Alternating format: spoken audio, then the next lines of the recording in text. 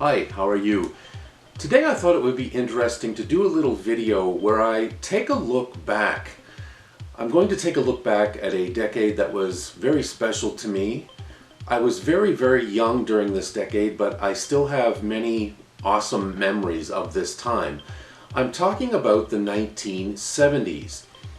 And as I mentioned, I was pretty much just a boy during the 70s. I was very young when the 70s ended, but I still have many fond memories of that time that I'm going to kind of chat about during this video.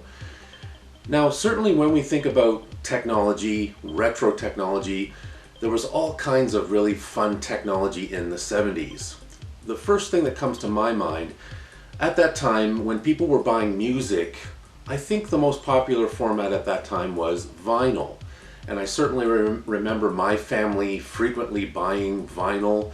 My mother and father were into country music. I remember there being a lot of country records in the collection.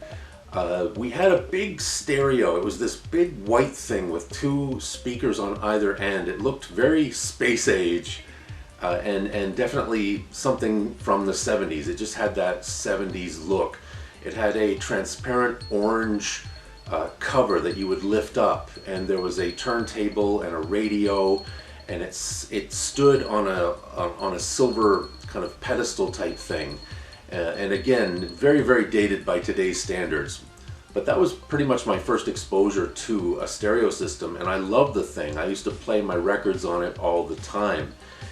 Also back in the 70s, if I think about the most popular records, the first records that come to mind when I think of the 70s, I think of, records by Elton John. I think of the Rumors album by Fleetwood Mac. I think of Bat Out of Hell by Meatloaf. The list goes on and on and on. The soundtrack to Saturday Night Fever, that was a huge one as well. I think pretty much every family owned that album at that time. Also back in the 70s, 8-tracks were really big, and I recently posted a video about 8-track cartridges, and I remember many people buying them and listening to them. A lot of people had an 8-track player in their car, or they had an 8-track player in their home. It was definitely a big part of that time. Also, of course, this was long before cell phones, this was long before the internet, long before streaming. You basically, when you wanted music, you either had to listen to the radio. I remember the radio being really big at that time, FM radio and AM radio. And of course, if you wanted the latest release, you had to go to the local store and buy a copy.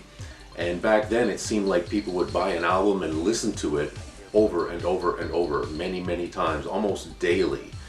Also, when I think back to the 70s, I remember there were cassettes. Cassettes were slowly starting to become the popular medium.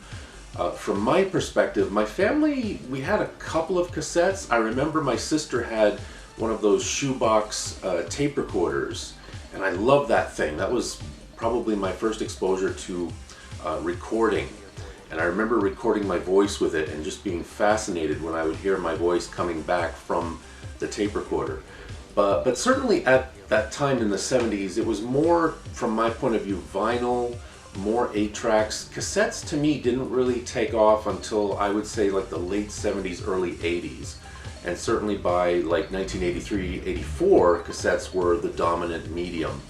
But from what I recall in the 70s, it was more to do with vinyl. Also, when I think back on big movies of the time, of course, I already mentioned Saturday Night Fever. Grease was a huge hit, and for me, a really life-changing movie of that time was Star Wars. I went to see it in the movie theaters in 1977 when I was just a boy, and my life would never be the same. It was just a really life-changing thing, and I'm still a big Star Wars fan to this day. I remember in the 70s, video arcades were slowly starting to come around. Certainly pinball machines were very big. I remember a lot of places, laundromats and convenience stores would often have a pinball machine, and you would see very early, very primitive arcade games like Pong. Some businesses would have things like Pong. I remember CBs being really big at the time, Citizens Band. It seemed my father and a lot of my father's friends and a lot of the people in our neighborhood had CBs, and they were just a really big thing at that time. And I was always really fascinated with them, these Citizens Band radios. Disco, of course, was huge sort of in the latter part of the 70s. And it's interesting because I do think that disco kind of started in the nightclubs of New York and big cities like that. And by the time it got to the suburbs where I lived, it became very much a fad, a commodity.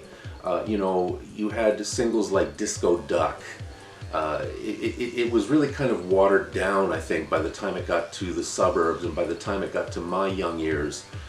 It was very sort of tamed, and it wasn't that sort of risque underground thing that it started to be when it was born in these clubs in major cities.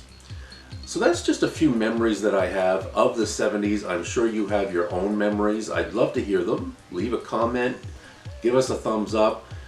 Please feel free to share your memories of the 70s. What records did you own? What style of music did you love back then?